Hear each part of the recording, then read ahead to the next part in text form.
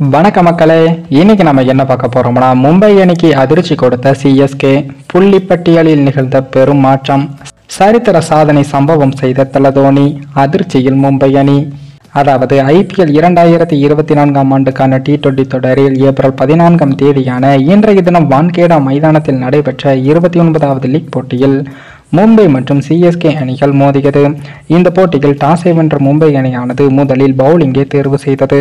அதனைத் தொடர்ந்து பேட்டிங்கை துவங்கிய சிஎஸ்கே அணியானது சொந்த ஊரில் மும்பையை அடித்து நொறுக்கிடும் நோக்கத்துடன் ஓப்பனிங்கில் களமிறக்கப்பட்ட ரஹானே அவர்கள் 5 ரன்களில் அவுட் ஆகி ஏமாற்றத்தை கொடுத்தார்.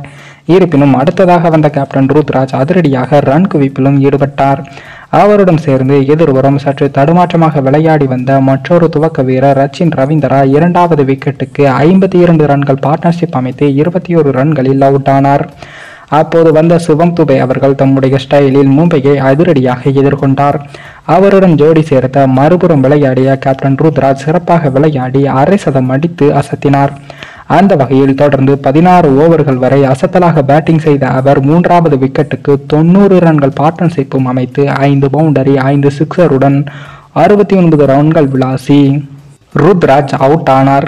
மறுபுறம் தொடர்ந்து அதிரடியாக விளையாடிய சிவம் துபே அவர்கள் அரை சதம் அடித்து ரன் குவிப்பிலும் ஈடுபட்டார். இருப்பினும் எதிர்புறம் வந்து தடுமாற்றமாக செயல்பட்ட டேரில் மிச்சல் அவர்கள் 17 ரன்களில் அவுட் ஆகி சென்றார். அப்போது ரசிகர்களின் மிகப்பெரிய ஆரவாரத்திற்கு மத்தியில் களமிறங்கிய தல தோனி அவர்கள் கடைசி 4 பந்துகளில் பாண்டியாவுக்கு எதிராக 3 சிக்சர்கள் 2 ரன்கள் என்ற பறக்கவிட்டு 20 ரன்களை குவித்து 2011ஆம் ஆண்டு உலகக்கோப்பை ஃபைனல் போல சூப்பர் பினிஷிங் கொடுத்தார்.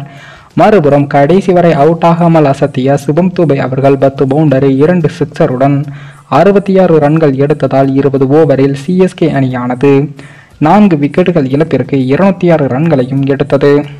மறுபுறம் மும்பை சார்பில் அதிகபட்சமாக கேப்டன் ஹர்திக் பாண்டியா அவர்கள் 2 விக்கெட்டுகளையும் எடுத்தார். அதன் பின் பேட்டிங்கில் களமிறக்கிய மும்பை அணியானது பதிரானாவின் பந்துவீச்சை தாக்குப்பிடிக்க முடியாமல் தொடர்ந்து விக்கெட்டுகளை இழந்து கடைசி நிமிடத்தில் தோல்வியை தழுவியுள்ளது. சிஎஸ்கே அணி தற்போது அபாரமாக வெற்றியை பெற்றுள்ளது. அதேபோல் சிஎஸ்கே அணியின் இந்த வெற்றியால் தற்போது புள்ளிப்பட்டியலில் 8 புள்ளிகளுடன் வலுவான நிலையில் சிஎஸ்கே அணி உள்ளது. மும்பை அணியின் இந்த தோல்வியால் மும்பை அணியின் பிளே ஆஃப் வாய்ப்பு கேள்விக்குறியாக உள்ளது. ஏனென்றால் மும்பை அணி விளையாடிய போட்டியில் 6 போட்டிகளில் விளையாடி 4 தோல்வி 2 வெற்றி என பரிதாப நிலையிலும் உள்ளது. இதனால் மும்பை அணி அடுத்து வரும் போட்டிகளில் தொடர்ந்து வெற்றிகளை பெற்றால் மட்டும்தான் பிளே ஆஃப் செல்ல வாய்ப்புகள் கிடைக்கும்.